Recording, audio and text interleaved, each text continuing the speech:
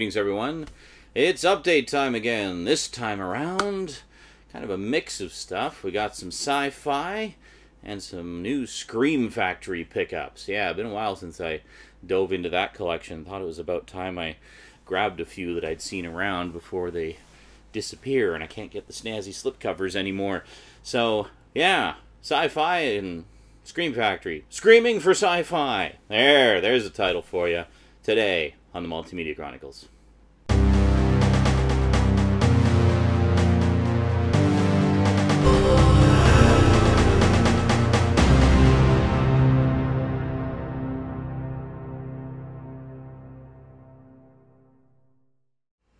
Welcome back. Well, as you may guess from the choice of shirt today, picked up a few new Doctor Who titles. Yes, really trying to focus on that right now. At least picking up one or two per paycheck, trying to whittle away the last few I need for the classic series so that I can finally finish the disambiguations. I know a lot of you have been waiting a long time for those. Well, it's coming up on 2 years since I did them. God, where does the time go? I swear, when you get older, time goes a lot faster. Like like you guys watching, a lot of you younger viewers, for you, time passes more or less properly. Like, you see the correct length of time. You have a proper sense of time. When you get old, it just flies by. Like, I'll be sitting there cruising around the internet, and it'll be 9 in the morning. Next thing I know, it's 6 in the evening. I'm like, where the fuck did the day go? It just disappeared. I got shit to do. Oh, my God. Yeah, so it's almost like you're constantly having to retrain your brain to be more aware of time and make the most of it. So, yeah, so it's almost 2 years, but for me it feels like it was about 2 months ago. Yeah, I feel like the older you get, the faster time goes, until by the time you're like 90, you're just freaking rocketing into the grave. So, which is maybe why old people walk so slowly, because to them, it's like the ending scene of 2001, where they just see the world whizzing by them, so they're like walking around like, clinging to their walker for dear life. God, is that what my future holds? Alright, anyway, enough about that. Getting old sucks. Doctor Who! Got some new Doctor Who. Let's check it out here. Let's see, in chronological order. Oh, I'm missing one here. Hold on a second. Where did I put the other one? Seriously, where did I put it? Oh, it's over there. Never mind, I left it. I have everything stacked on a box there and organized by update subject. So, yeah, I can see what's over there, but you can't. Alright, enough of that. Enough of that silliness and malarkey and drivel. Alright, first off, I just looked at the time. Speaking of being aware of time, yeah, you notice my videos keep getting longer. That's because of the sense of time dilating. So, sorry, I'm old.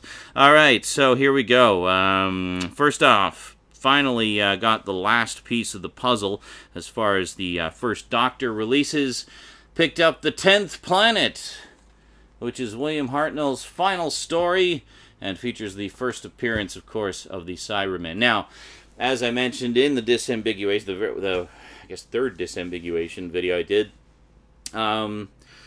the final episode of this is missing from the BBC archives. One of the missing episodes. They do have the complete audio, of course, and they have a few clips, including the all-important regeneration scene at the end of the episode. Very first regeneration ever. Thank God they at least have that. So yeah, so this release here contains the episode reconstruction from the VHS release many years ago, and it also includes a fully animated version of the episode. So you have your choice of 2 ways you can watch the final episode, which is pretty cool, and quite a nice selection of documentaries, and just, you know, generally the usual assortment of awesome extras. These are great releases, and an absolute delight for classic Who fans. Next up, this is a special edition release of a third Doctor adventure. I do have the original release of this, but I really wanted the special edition because apparently they did quite a lot of work on the remastering for this one, and it looks a lot better. Plus, it's one of my all-time favorite third Doctor stories. I think it's just a fantastic epic story that definitely deserves the deluxe treatment. All the extras from the previous set carry over as far as I'm aware, and there's a lot of new stuff as well. We have the special edition of Inferno, yes, which was the final story of the first season of the Third Doctor, if I'm not mistaken. 51, 2, 3, 4. Yeah, it's the first final story of the first season. So really, really good stuff. Just fantastic. One of my favorites, and it's a 2-disc set. Very nice, very nice. So yeah, very cool. So there's one more special edition I need to pick up, which is the Green Death, which is another fan favorite, and apparently also, you know, got some better remastering. The original release of the Green Death was only a single disc release, so they kind of had to crunch everything onto one disc.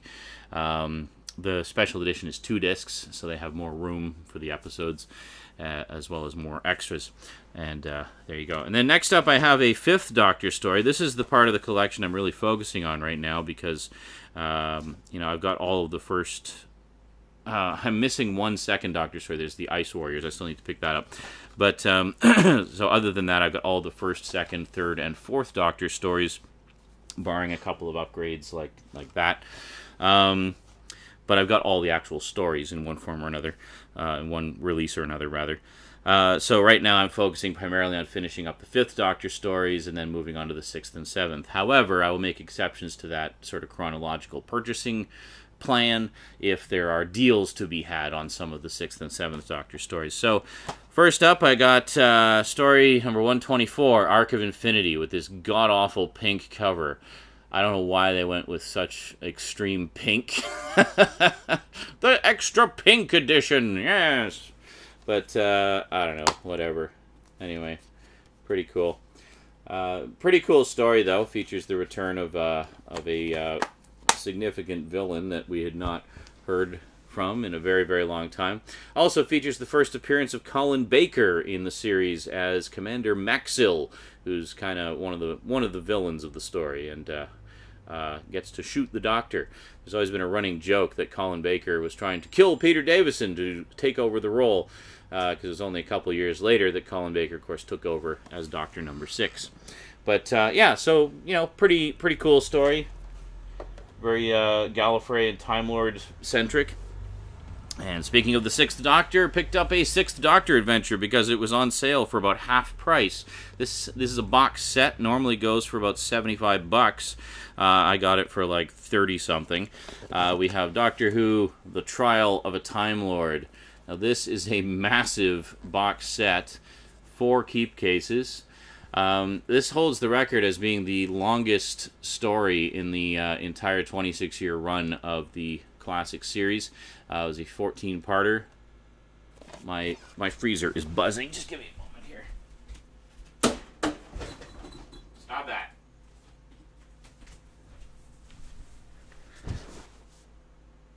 Much better. All right. So anyway, we have... So it's 14 parts, but there is actually 4 stories within the 14 parts, but they're all just called Trial of a Time Lord. They've since been given subtitles, or sub-story titles. So parts 1 through 4 is The Mysterious Planet. Very cool. Parts 5 through 8 is Mind Warp. There you go. Parts 9 through 12 is Terror of the Vervoids. Good old-fashioned murder mystery in space.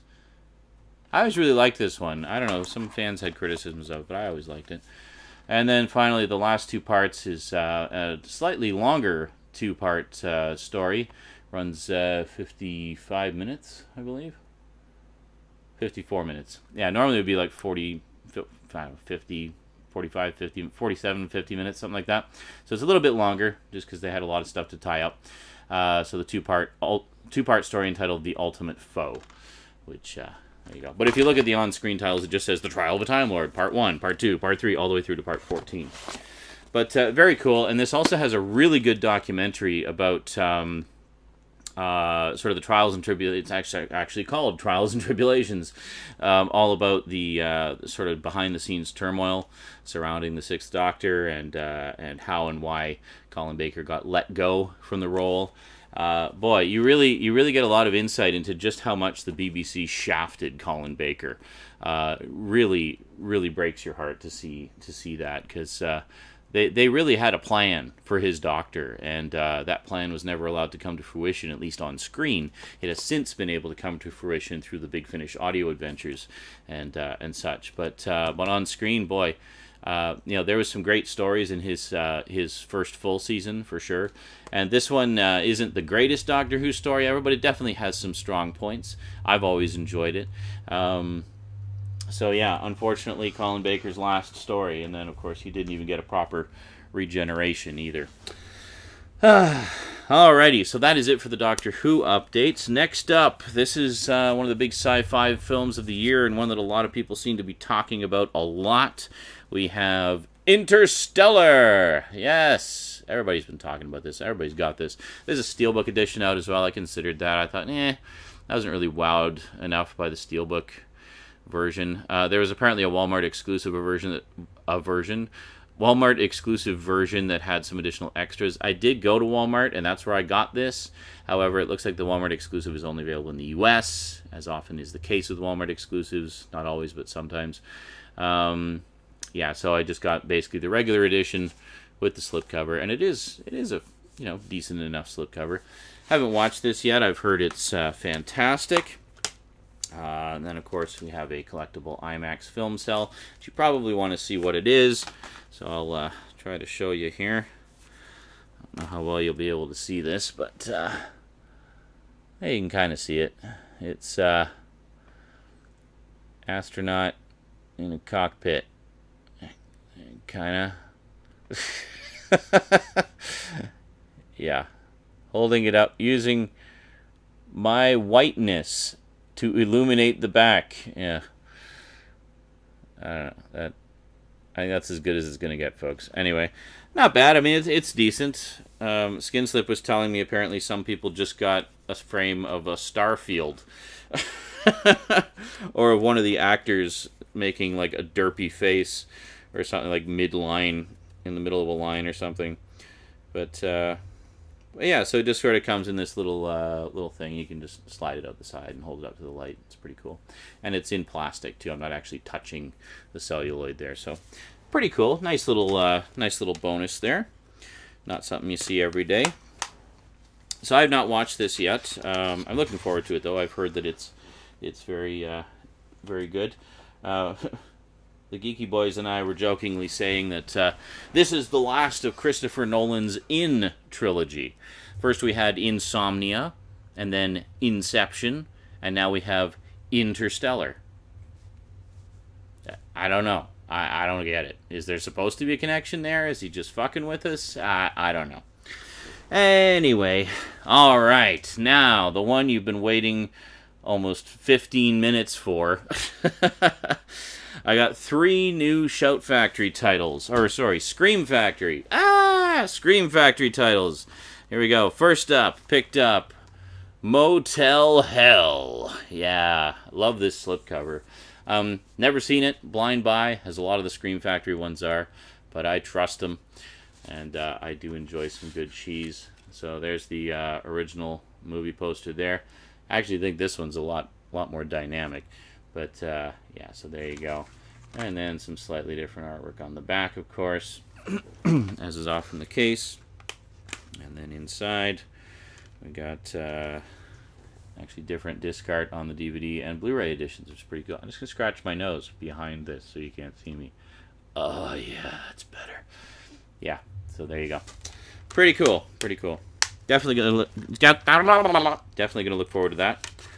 Definitely going to look forward. I'm not looking forward to it yet, but I'm going to look forward to it at some point.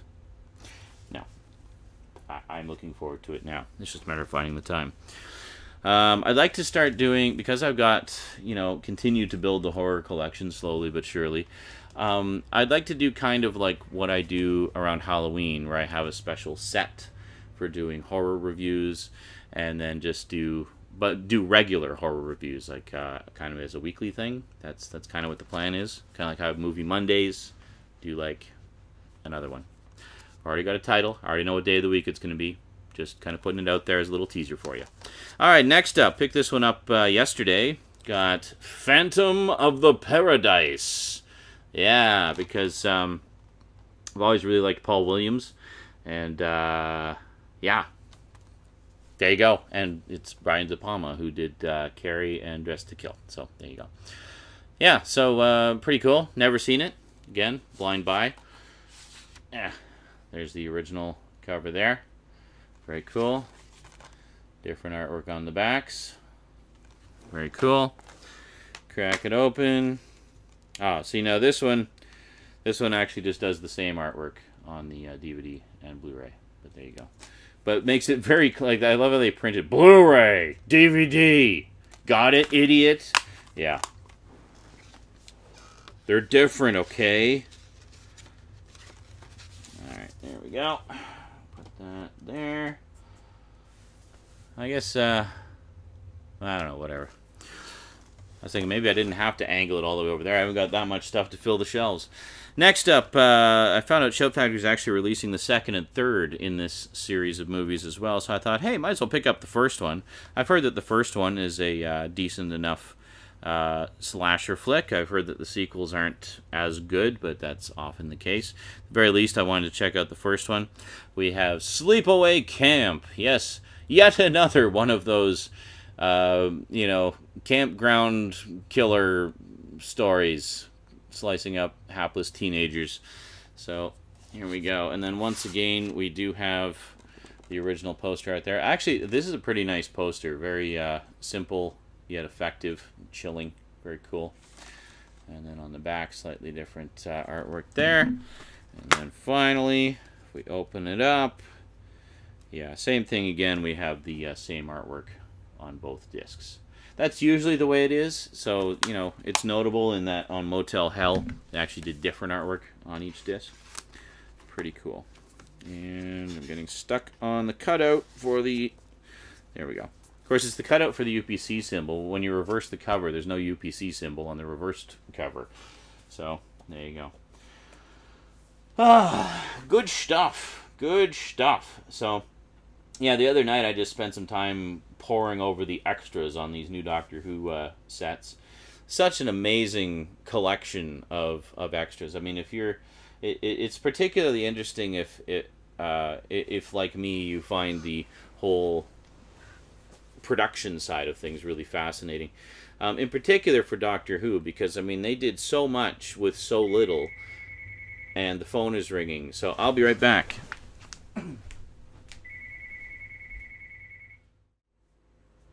Sorry about that, folks. Just as we're wrapping up, right? If it had been 30 seconds later, we would have been done. Anyway, that was just my daycare lady calling to find out when when she's needed to look after Rosie again and stuff like that. So anyway, that is it from me to you for now. Cool new stuff, cool scary stuff, cool sci-fi stuff. Awesome. See you next time. Until then, thanks for watching, and sayonara. Just before we go, I'd like to take a moment to thank all my Patreon sponsors. Thank you, especially Kyle Pellegrini, who is my current highest level sponsor. I definitely appreciate your support, and everyone else who's come out to become a sponsor of the channel. Yeah, if you'd like to join in, please head on over to the Patreon page and contribute. I mean, no amount is too big, no amount is too small, and it all goes right into the show here, so I can provide you with even more cool stuff to enjoy. Alrighty, see you next time.